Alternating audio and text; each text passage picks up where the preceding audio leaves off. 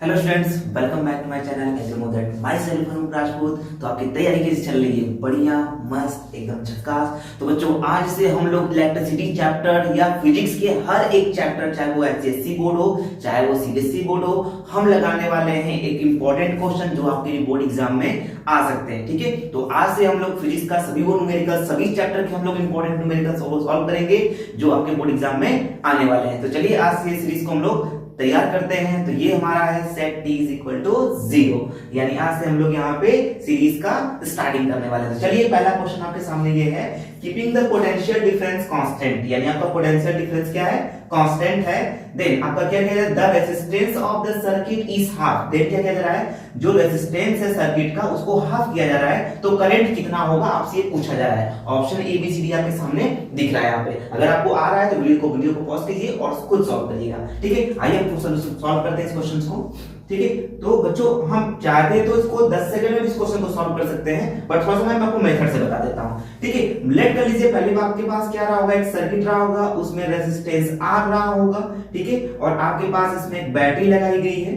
ठीक है, ये आपका पॉजिटिव टर्मिनल, ये आपका नेगेटिव टर्मिनल, मान लीजिए पोटेंशियल डिफरेंस V है, एंड इस टाइम इस सर्किट में जो करंट है वो I। तो इक्वेशन आप क्या लिख सकते हैं यहाँ पे? V बराबर है I इंटू R। V बराबर क्या है? I into R। ठीक है, अब यहाँ पे क्या किया जा रहा है कि अब आपके सर्किट में जो रेजिस्टेंस है इसको तो कांस्टेंट रखा जा रहा है, बट इसकी वैल्यू को हाफ कर दिया जा रहा है। तो बच्चों, जब रेजिस्टेंस की वैल्यू हाफ होगी, क्या मैं बोल सकता हूं इसकी वैल्यू अब R/2 हो गया, राइट?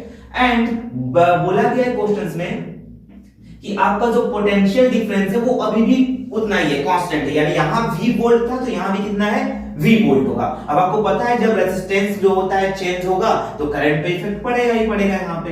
तो I की वैल्यू हम मान लेते हैं इस टाइम क्या है? I डैश है, और आपको I डैश की वैल्यू निकालनी है यहाँ पे।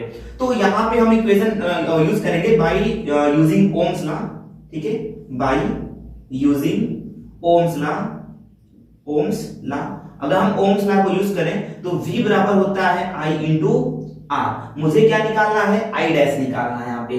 तो क्या मैं बोल सकता हूँ यहाँ पे I डैश बराबर क्या देगा? I डैश बराबर क्या देगा?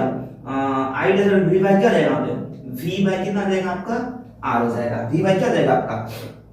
R हो जाएगा यहाँ पे।